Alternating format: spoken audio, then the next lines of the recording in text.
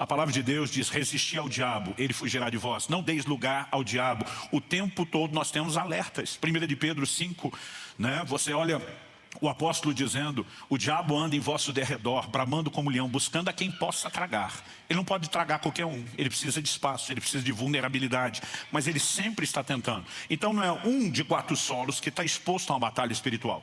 A batalha acontece com todo mundo. Alguns se fazem vulneráveis a ela. Seja bem-vindo ao Sonic Fé. Se inscreva e compartilhe. Deixe seu nome e pedido de oração nos comentários.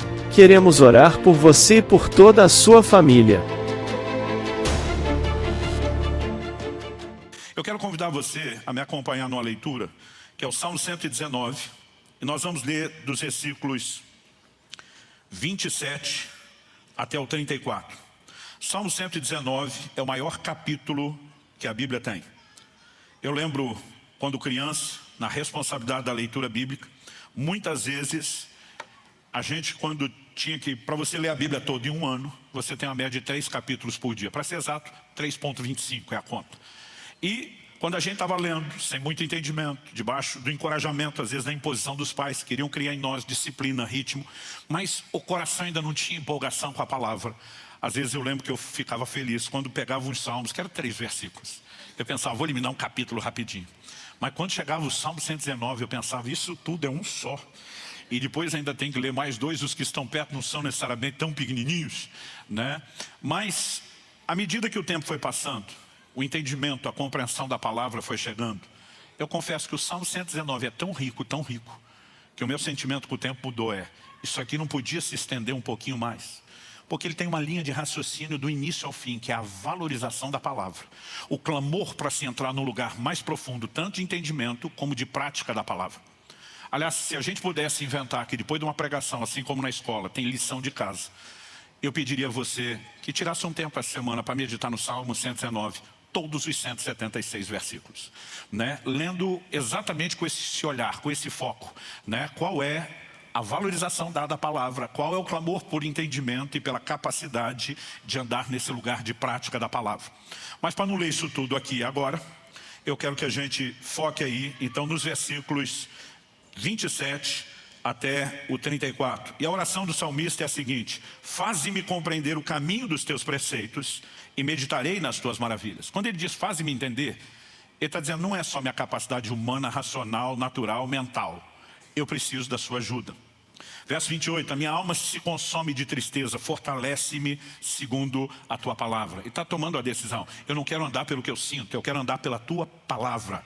A minha força não deve depender do meu humor, que por sua vez é baseado nas circunstâncias, sim naquilo que o Senhor diz. 29, afasta de mim o caminho da falsidade, favorece-me com a tua lei. Verso 30, uma chave, escolhi o caminho da fidelidade e decidi seguir os teus juízos.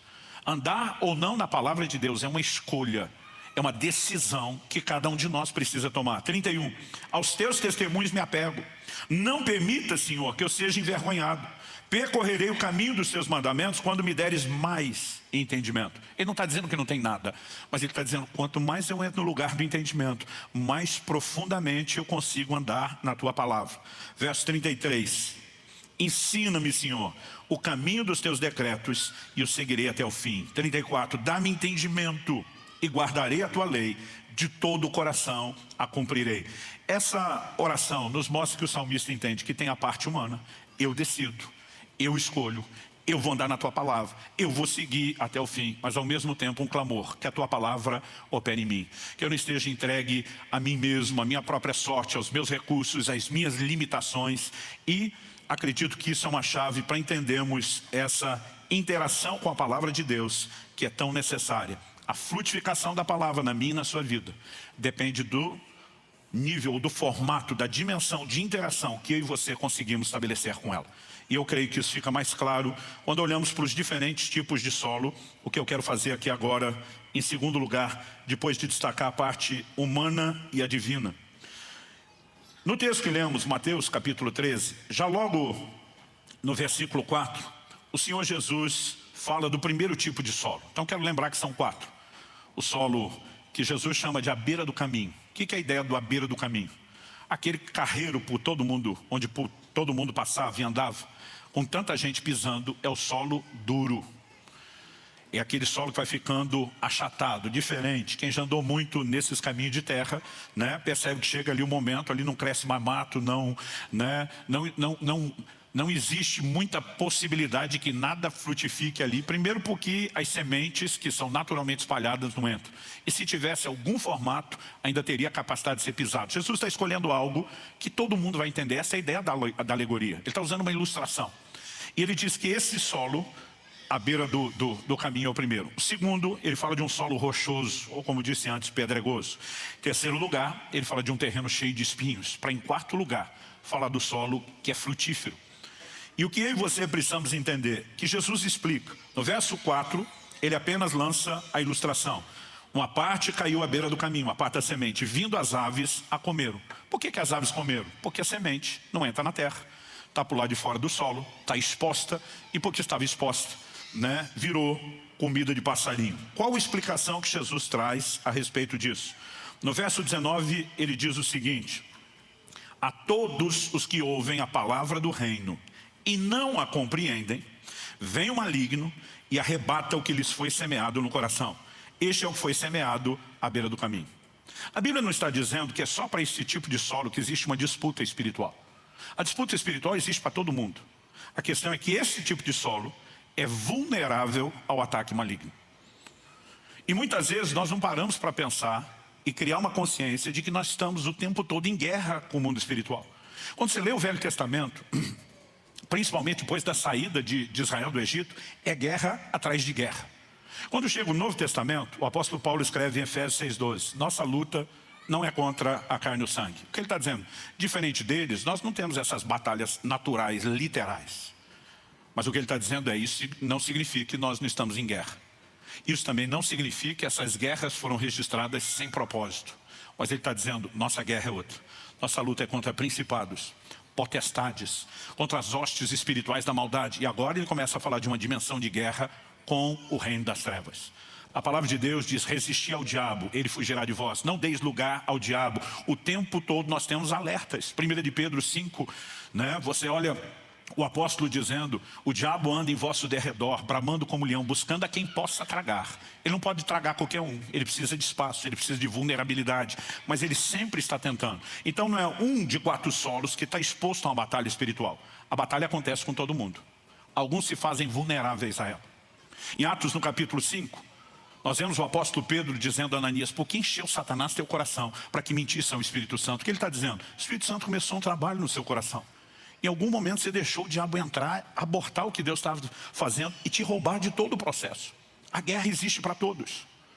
Mas ali a vulnerabilidade, e por que eu estou destacando essa questão da guerra espiritual? Jesus explicou que a figura usada das aves do céu é o maligno que vem e rouba a palavra. Meu querido, toda vez que a palavra é pregada, ministrada ao seu coração, toda vez que você está lendo a Bíblia, o momento que virá depois é significativo. Porque Satanás não quer que a palavra de Deus opere na sua vida. Ele sabe que Deus faz tudo por meio da sua palavra. Como que Deus criou o universo? Pela sua palavra. Como que o universo hoje é sustentado? Pela sua palavra. Porque muitas vezes nós pensamos na palavra apenas como que dá início, mas não como aquilo que dá continuidade. Em Hebreus, no capítulo 1, quando a Bíblia vai dizer que Deus nos falou pelo Filho, no verso 2, a Bíblia diz assim, a quem constituiu o herdeiro de todas as coisas e pelo qual também fez o universo. Jesus é chamado de o verbo. João 3 diz, tudo quanto foi feito por intermédio dele, sem ele nada do que foi feito se fez. Mas a palavra não é apresentada apenas como aquilo que dá início, ela também é apresentada como aquilo que dá continuidade. O verso 3 diz, o Filho, que é o resplendor da glória de Deus, a expressão exata do seu ser, sustentando todas as coisas pela sua palavra poderosa. O universo não apenas foi criado pela palavra, o universo é sustentado pela palavra. Porque a mesma palavra que Deus usa para iniciar um processo, é a palavra que Ele usa para dar continuidade. E nós precisamos entender a importância da continuidade. Agradecemos por nos acompanhar até o fim. E se esta palavra falou ao teu coração, compartilhe com seus amigos, familiares e contatos do WhatsApp. Assim você estará semeando bênção na vida do seu irmão.